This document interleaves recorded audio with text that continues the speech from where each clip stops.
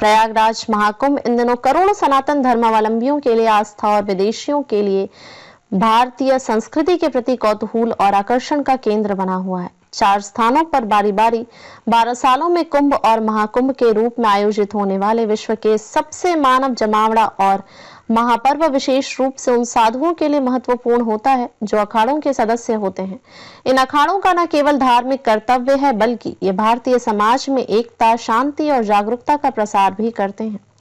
दरअसल सिद्धांत रूप में कुंभ मेला केवल एक धार्मिक महापर्व है जो संगम पर विशेष ग्रहों की स्थिति के अनुसार होता है। इसे बिना अखाड़ों के भी आयोजित किया जा सकता है, लेकिन यह पारंपरिक और सांस्कृतिक रूप से अधूरा माना जाएगा।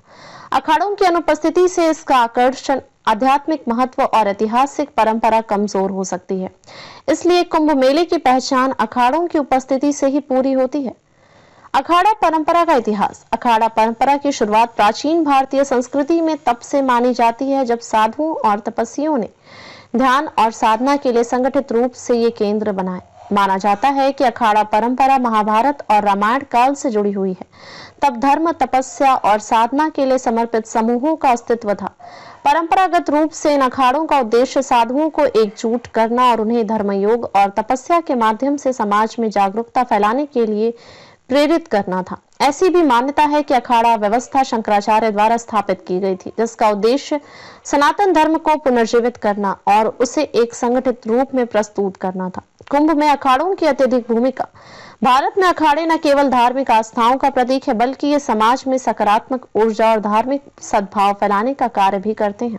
कुंभ मेला जैसे आयोजनों में इनकी भूमिका अत्यधिक महत्वपूर्ण होती है, जहां ये साधु अपनी तपस्या और साधना के माध्यम से समाज को जागरूक करते हैं और भारतीय संस्कृति के मूल्यों को संरक्षित करते हैं। चारों कुंभ स्थलों का प्रशासन अखाड़ा परिषद के सुझावों के अनुसार कुंभ की सारी व्यवस्थाएं करता है। पहला, निरंजनी अखाड़ा। यह अखाड़ा 826 ईस्वी में गुजरात के मांडवी में स्थापित हुआ माना जाता है। इनके इष्ट देव भगवान शंकर के पुत्र कार्तिक स्वामी हैं। इनमें दिगंबर, साधु, महंत व महामंडलेश्वर होते हैं। इनकी शाखाएं इलाहाबाद, उज्जैन, हरिद्वार, त्र्यंबकेश्वर के उदयपुर में है। दूसरा, जूना अखाड़ा। ऐसी मान्यता है कि अखाड़ा 1145 में उत्तराखंड के कर्णप्रयाग में स्थापित हुआ। इसे भैरव अखाड़ा भी कहते हैं। इनके इष्ट देव रुद्र अवतार दत्तात्रेय हैं।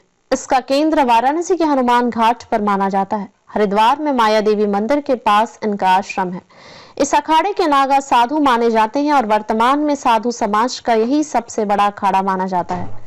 तीसरा, महानिर्वाण अखाड़ा। यह अखाड़ा 681 ईस्वी में स्थापित हुआ माना जाता है।